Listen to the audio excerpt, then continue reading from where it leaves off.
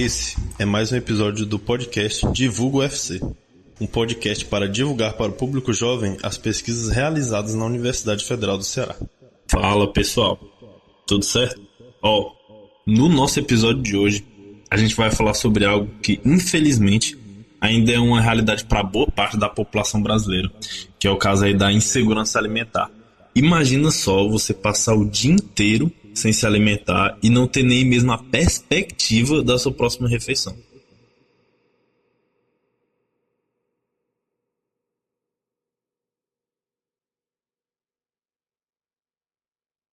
Abre aspas.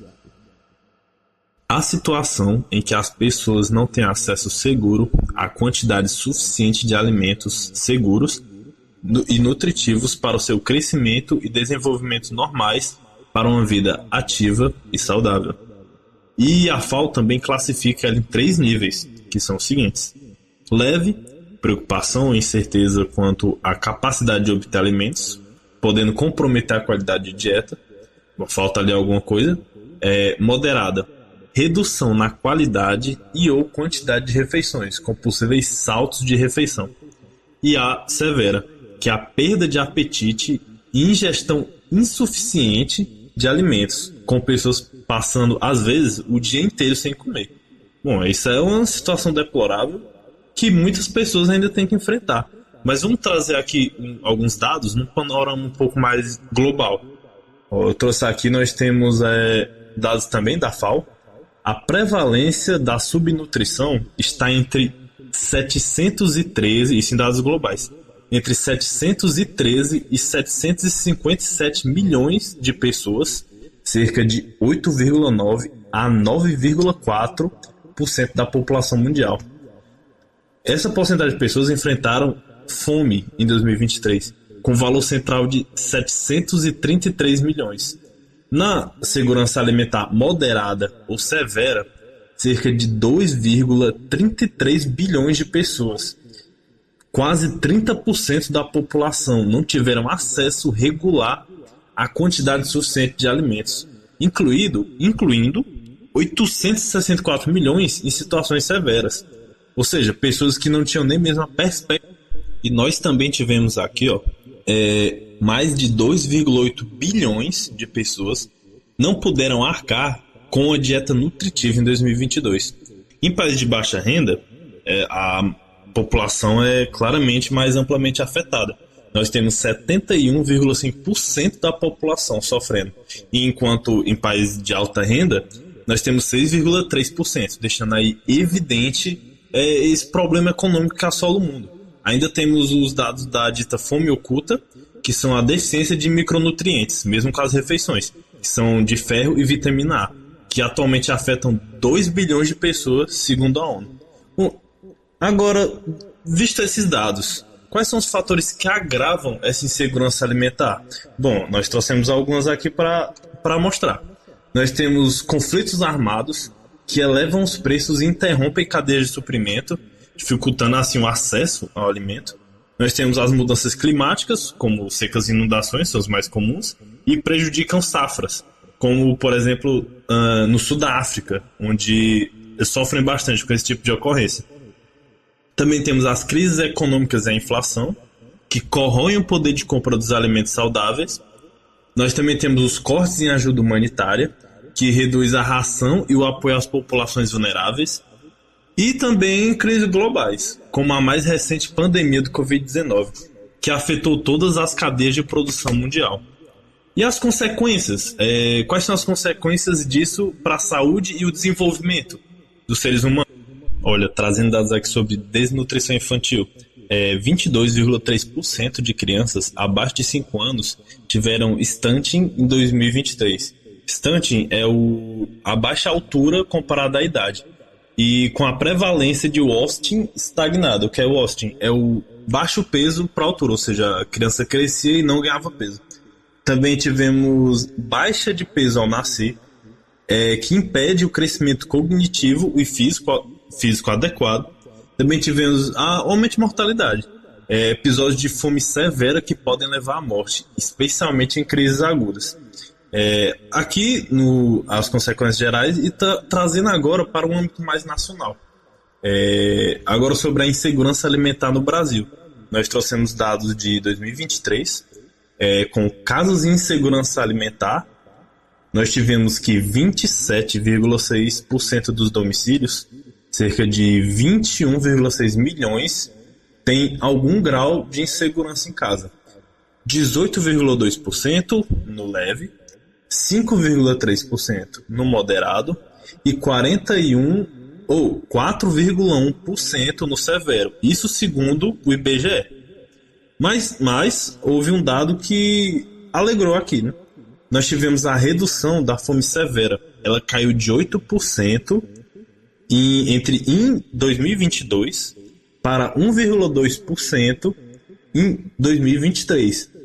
Trazendo dados limpos, 17,2 milhões passaram para 2,5 milhões de pessoas, segundo a SOF em 2024. E as regiões mais afetadas foram o Norte e o Nordeste, com menor proporção de domicílios em segurança alimentar. O Norte tinha 60,3% e 61,2%. Isso são domicílios em segurança alimentar. Ou seja, todo o resto não tinha. Isso com dados do IBGE.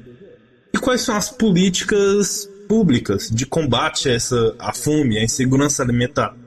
Bom, as políticas de combate que o governo está usando atualmente são programas de transferência de renda, por exemplo, o Bolsa Família, todo mundo conhece, que fortalece a capacidade de compra de alimentos, básico.